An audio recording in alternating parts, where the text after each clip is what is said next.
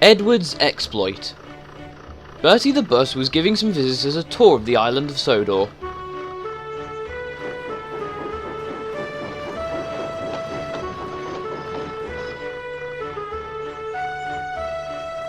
On their last day, they wanted to go to the China Clay Works. Edward was chosen to take their train, but he found it hard to start the heavy train. At last he managed to leave the station.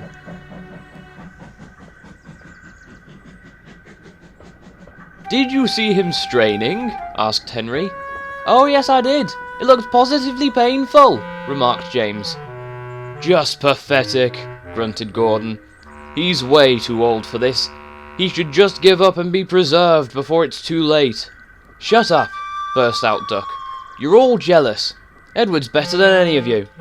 "You're right, Duck," said Boko. "Edward's old, but he'll surprise us all."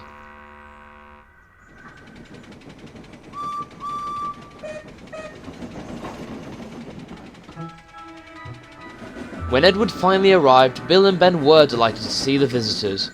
They loved being photographed, and took the party to the works in a brake van special.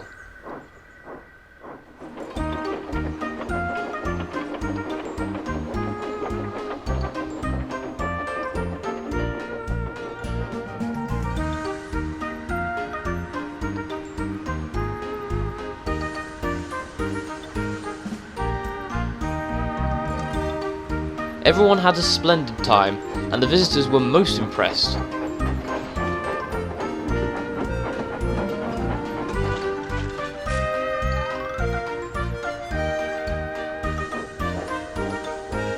Then Edward took the visitors home.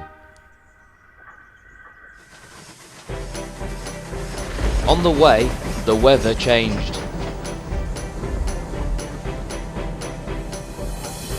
Wind and rain buffeted Edward. His sanding gear failed, and the fireman rode out in front, dropping sand on the rails by hand. Suddenly, Edward's wheels slipped furiously, and then... "Ouch!" cried Edward. "What was that?"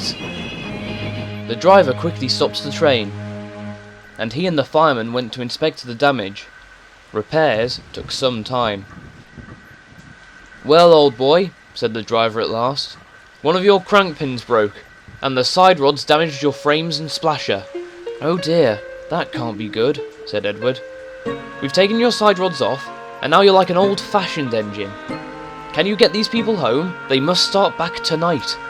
"I'll try my best," promised Edward. He puffed and pulled as hard as he could, but his wheels kept slipping and he just couldn't move the heavy coaches. The passengers were getting anxious.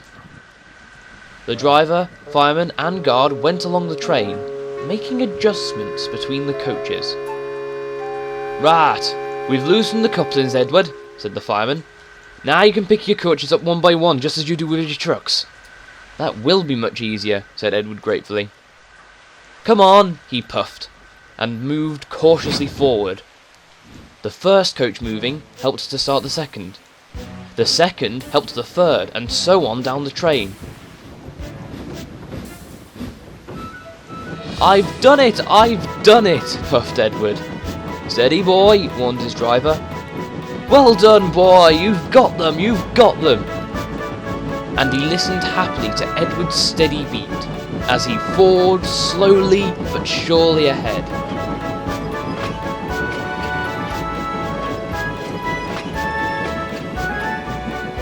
At last, battered, weary, but unbeaten, Edward steamed in. Henry was waiting for the visitors with the special train.